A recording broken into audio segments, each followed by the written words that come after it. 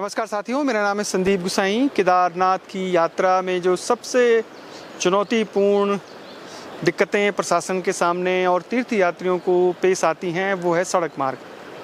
तो आज इसी पर हम विस्तार से आपको बताएंगे कि जब रुद्रप्रयाग से आप केदारनाथ नेशनल हाईवे पे चलते हैं तो वो कौन से स्पॉट हैं जहां पर जाम लगने की सबसे बड़ी समस्या होती है और जाम लगता ही लगता है, और कौन से वो पॉइंट हैं जहां पर लैंडस्लाइड जोन है, यहाँ पर काम चल रहा है और दिक्कतें आती हैं। पिछले कई सालों से ये पड़ाव, ये जगहें जो हैं वो बहुत मुश्किल खड़ी कर रही है।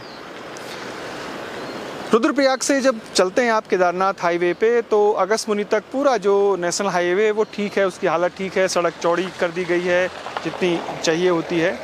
और उसके आगे फिर जब आगे की तरफ बढ़ते हैं तो चंद्रापुरी एक मार्केट आता है जहाँ पर जाम लगने की संभावना ज़्यादा रहती है, जाम लगता भी है।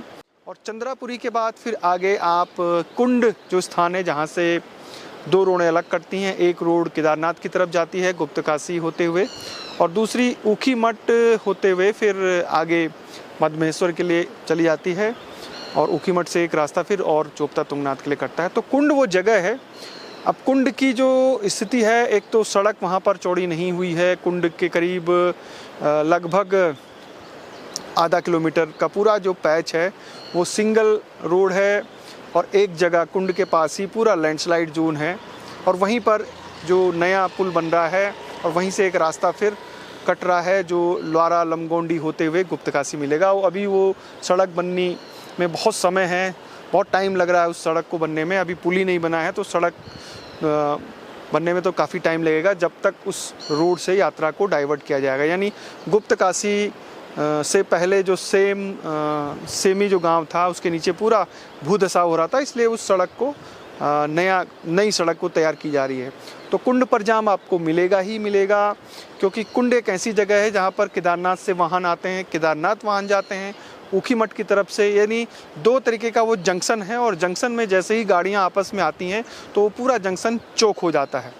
और जब यात्रा पीक पर होती है तो वहाँ पर पूरा जाम लग जाता है, करीब करीब एक दो घंटे, कई बार तो 5 घंटे का जाम लग जाता है। यानी कुंड से लेके और गुप्तकाशी तक पूरा जाम लगता है, और पुलिस प्रशासन के सामने वो बहुत बड़ी सिरदर्द बना हुआ है वो पूरा इलाका। जब तक नई सड़क खुलती नहीं है तब तक हर साल इस जगह पर, कुंड पर, ये समस्या बनी रहती है।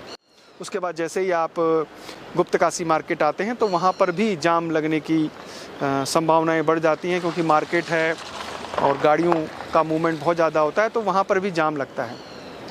लेकिन उसके बाद फिर रास्ता खुलता है और उसके बाद नाला नारायणकोटी होते हुए फाटक की तरफ जब हम बढ़ते हैं तो खुमेरा एक जगह है जहाँ पर बहुत ही डेंजरस लैंडस्लाइड कई सालों से हो रहा है, और वो जगह अभी भी उसको ठीक किया जा रहा है। वहाँ पर 2-3 पॉइंट है खुमेरा के आसपास, करीब 2-3 किलोमीटर के दायरे में। और खुमेरा से आगे एक पूरा पैच है जो अभी रोड कटिंग नहीं हुई है, तो वो सिंगल रोड है।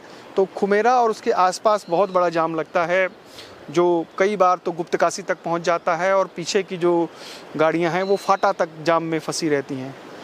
सड़क पूरी तरीके से चौड़ी नहीं हुई है। जिन जगहों पर सड़क चौड़ी नहीं हुई है, जहाँ पर टूटी हुई है, काम चल रहा है, अभी तक काम पूरा नहीं हुआ है, तो खुमेरा उन्हीं में से एक जगह है। एक लैंडस्लाइड प्रोन एरिया है जहाँ पर नीचे से भी भूधसाव हो रहा है, ऊपर की तरफ से भी मलबा आ रहा है, और बरसात में वो बहुत ही भयावह स्थिति हो जाती है। तो वहाँ पर काम चल रहा है, तो वहाँ पर हो सकता है आपको जाम मिले, खुमेरा वाला जो लैंडस्लाइड प्रोन एरिया है पूरा। उसके बाद आता है जो दूसरा पड़ाव, तीसरा जो बहुत डिफ़िकल्ट क्षेत्र है वो है फाटा।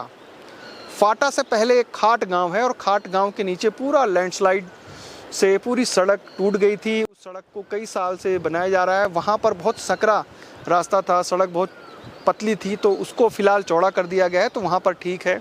लेकिन फिर भी वहाँ पर ट्रैफिक बहुत स्लो हो जाता है, क्योंकि फाटा में भी गाड़ियाँ रुकती हैं। फाटा की तरफ से जैसे ही आप खाट गांव की तरफ आते हैं, क्योंकि वहाँ हेली सर्विसेज भी हैं, वहाँ होम स्टे, होटल, रिजॉर्ट बहुत बड़ी संख्या में हैं। तो जो खाट का जो नीचे वाला पोर्शन है रोड का, नेशनल हाईवे का, वो बहुत डेंजरस है, और वो अभी भी सरदर्द बना हुआ है जो नेशनल हाईवे और पीडब्ल्यूडी के लिए कि क्या उसका ट्रीटमेंट करें। क्योंकि उसके ऊपर ठीक खाट गांव है, आप सड़क को और नहीं काट सकते, बड़ी मुश्किल से उसका ट्रीटमेंट किया गया है। और अगर वो फिर एक्टिव हुआ बरसात में तो फिर से मुश्किलें खड़ी हो जाएंगी। तो वो एक बहुत डेंजरस पॉइंट है खाट का मार्केट। और उसके बाद फिर फाटा बाज़ार आ जाता है। फाटा बाज़ार के आगे फिर कोई दिक्कत नहीं है। फाटा से आगे पूरा जो सोनप्रयाग और रामपुर, सोनप्रयाग, सीतापुर, वहाँ तक पूरी सड़क जो है वो चौड़ी कर दी गई है। 1-2 जगह काम सड़क पे चल रहा है, बाकी जगह ठीक है। केवल जो खाट गांव है यानी फाटा का जो क्षेत्र है वहाँ पर जाम लगने की संभावनाएं बढ़ जाती हैं। जाम लगता ही लगता है वहाँ पे। उसके बाद फिर रास्ता नेशनल हाईवे और चौड़ा हो जाता है। तो आपका फाटा, फिर उसके बाद रामपुर के बाद सीतापुर में बड़ी पार्किंग है। और सीतापुर में बहुत पहले पार्किंग बना दी गई थी, लेकिन गाड़ियों की संख्या जब बहुत ज़्यादा होती है तो फिर वहाँ जाम लगता है सीतापुर में, क्योंकि सीतापुर पार्किंग फुल हो जाती है। उसके आगे सोनप्रयाग पार्किंग फुल हो जाती है। तो गाड़ियों की संख्या अधिक होने के कारण वो जाम इतना बड़ा हो जाता है कि वो रामपुर तक पहुंच जाता है। यानी 2-3 किलोमीटर का जो दायरा है वो सड़क पर ही गाड़ी खड़ी करनी होती है। अधिकतर 90% जो होटल हैं, 90% से भी ज़्यादा जो होटल हैं उनके पास पार्किंग नहीं है। तो जितने भी यात्री आते हैं गाड़ियों से, जो बसें आती हैं, वो वहीं सड़कों के किनारे खड़ी होती हैं। और जब सड़कों में गाड़ियां खड़ी होंगी तो उसका असर पूरे जो जाम है, जो गाड़ियों के मूवमेंट है, उस पर पड़ता है। तो उसके मतलब फाटा से आगे आपको लैंडस्लाइड वाला जो जाम तो नहीं मिलता है कि सड़क पतली है, लैंडस्लाइड हो रहा है उसकी वजह से, लेकिन गाड़ियों की संख्या इतनी ज़्यादा हो जाती है कि सीतापुर की पार्किंग फुल हो जाती है, जो सोनप्रयाग की पार्किंग है वो फुल हो जाती है। और इसकी वजह से उन दोनों जगहों पर उस पूरे इलाके में जो जाम है वो बढ़ जाता है, जाम लगता है उसकी वजह से। अब आते हैं हम उसके आगे जो बहुत महत्वपूर्ण है, सोनप्रयाग के आगे मुनकटिया गणेश में बहुत बड़ा लैंडस्लाइड हुआ था। और जब लैंडस्लाइड हुआ था उस समय यानी पिछले साल और उससे पहले भी हुआ था, तो कुछ मौतें भी, गाड़ियां भी दबी थी। तो सोनप्रयाग से आगे तो कोई गाड़ी जाने की मनाही नहीं, बिल्कुल प्रतिबंधित हैं। केवल शटल सेवा चलती है सोनप्रयाग से गौरीकुंड के बीच। लेकिन वहाँ पर जो सोनप्रयाग के पास मुनकटिया गणेश है, वहाँ एक लैंडस्लाइड जोन है जो एक्टिव हो गया है। तो उसका ट्रीटमेंट किया जा रहा है और ट्रीटमेंट में अभी टाइम लगेगा। लेकिन इस समय बरसात के समय और मई जून में भी कई बार बारिश बहुत तेज़ हो जाती है, तो वो लैंडस्लाइड अगर एक्टिव हुआ तो वो मुश्किलें खड़ी कर सकता है, करता भी है। बरसात में तो उसने मुश्किलें खड़ी की ही हैं उस मुनकटिया गणेश का जो लैंडस्लाइड जोन है।